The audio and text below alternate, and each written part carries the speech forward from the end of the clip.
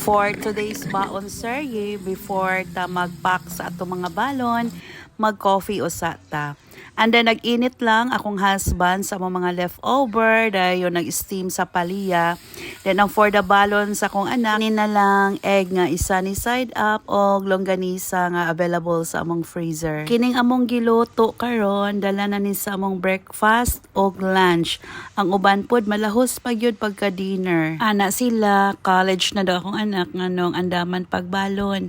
Okay lang yun ni as a support na mo niya kay uli na mo balunan gasto man pud kaayo magsigig palit sa gawa ug maayo nang naibalon daan kay og gutomon mo diretso na lagkaon dili na mo atog kantin. All pack na ang mga balon niya, ready na ang tanan, pagpukaw na mo na cancel dai ila ang duty karon sa community so next time na lang pud daw.